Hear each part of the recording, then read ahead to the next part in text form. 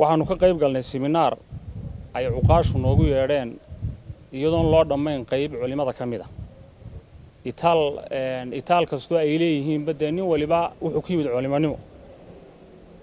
masalada laga hadlayna waxay ahayd dumarka xilalka dawladeed marka la soo koobo sidii annagana loogu sheegay maxay ka qaban karaan ama maxaa shareecadu uga ogosha marka hore walaalayaal waxa waajib inagu ah inaynu ilaahay ka cabsano aakhiradeena aynu ilaashano wixii ilaahay inoo ogol yahay waxaan inoo ogolay inaynu kala garanno waxaan leeyahay dumarku xurmo weyn bay leeyihiin diinta islaamka aad bana diintu u karaamaysay waxaan leeyahay haweenku waxay leeyihiin xaq waxay u leeyihiin waxaan leenahay in sharciga ilaahay wuxuu ogoliyay in loo ogolaado diinta islaamku waa diin qaaliya waa diin nolol ilaahay ku tilmaamay waa nolosha weeyaan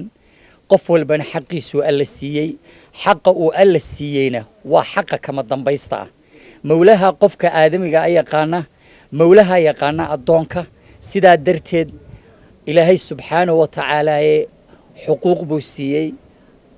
haweenka qaaliya ayuu siiyey shareecadana xuquuq siisay shareecadu xuquuqda ay siisay cidina ka qaadi mayso waxaan jeclahay inaan in yar ka idhaahdo arrintan ku saabsan gabadha muslimadda intee loo ogol yahay shaqada ay qabanayso idaara islaamiya ama shaqooyinka dawladda ah iyo shaqooyinka waaweyn intee in leeg bay ka qaban kartaa meelaha looga taliyo ummadda ma ka qayb geli kartaa inantu oo dood ma ku leedahay ama talo ma ku leedahay waxyaabaha islaamku uu ka tilmaamayo markaynu ka hadalno shaqada ay qabanayaan habluhu wixii islaamku uu xadiday ama islaamku dee aan loo dirin dumarka ama ay ku adag tahay ama ku culus tahay qabashadeedu islaamku dee mabuu amrinba inay tagaan laakiin talada iyo meelaha looga taliyo ummadda dumarku way ka qayb geli karaan waana tegi karaan ilaahay subxaanahu wa tacaala wuxuu ka tilmaamay washaawirhum fi lamri baa ilaahay uu yidhi mu'miniintu ama rag ahaadaan ama dumar ahaadaana la tashabaa ilaahay subxaanahu wa tacaala qur-aanka uu ku yidhi waana sifooyinka mu'miniintu ay leeyihiin washaawirhum fi lamri arrimahooda way ka tashadaanoo waxbay iska weydiiyaan oo ciditunka kuma qaadato talada muslimiinta tala ahaan bay soo jeediyaan ilaahay subxaanahu wa tacaala wuxuu yidhi wa amruhum shuura arrinkoodana wuxuu ku dhisan yahay talo iyo wax isweydiin iyo wadajir iyo cid kasta oo ra'yi fiican oo caqligeedu saliim yahay oo diinta ka dhimbiil qaadanaysaa inay haddana taladii iyo wax isweydiinta ay ku daraan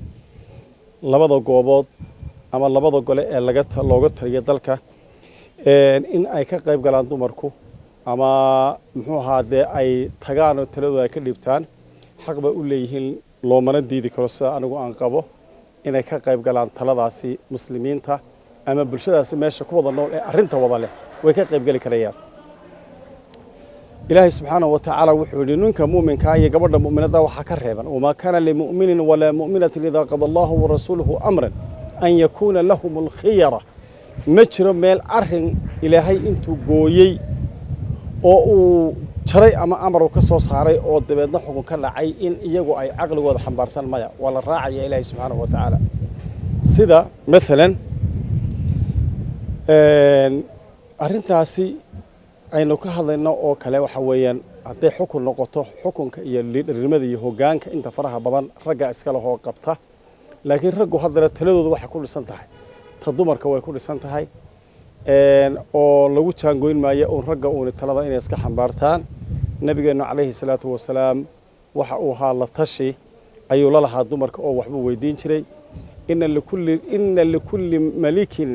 lahu wasiirun wa wasiiri khadiija ayaa nabigu yidhi calayhi salaatu wasalaam nebi qof kasta waxa uu leeyahay madaxweyne kasta waxa uu iska leeyahay wasiir ama kaaliye aniga kaaliyahaygu waa khadiija baa nabigu yidhi calayhi salaatu wasalaam maalan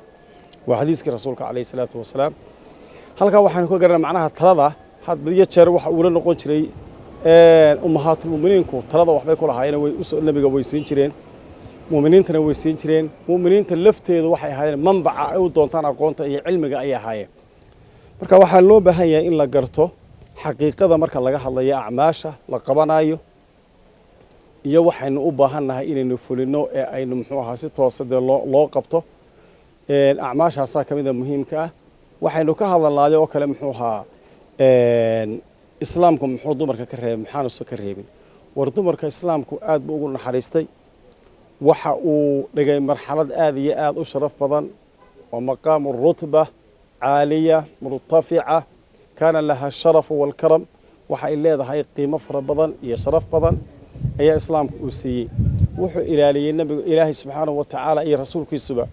in ay marka hore nafteedu badbaado waa qodob li'annahu badbaadada ay la badbaadinaya waxa waa manbacu lumma waa manbacu zaracu lumma weeye waa meesha laga beero ummadda islaamka ah sidaasaa marka hore islaamku u tallaabsay inuu nabadgelyada gabadha ilaaliyo waxaanu qabnaa anigu inay qaban karaan inay geli karaan dumarku oo talada ay wax ku yeelan karaan labada gooboodba weliba labada goobood mid ahaan waabay kaga sii fiican yihiin mar ragga iyaga kaga qiimo badan marka ay noqoto golaha deegaanka oo kale iyaga ayaa u qiimo badan golaha deegaanka iyagaa u sharaf badan iyagaa wax ka qaban kara iyagaa nadiifin kara waaba meesha ilaahayba u doortayba gebigeedaba inay wax ka qabtaan sida guriga oo kale nadaafadiisa ilaalintiisa caafimaadkiisa biyihiisa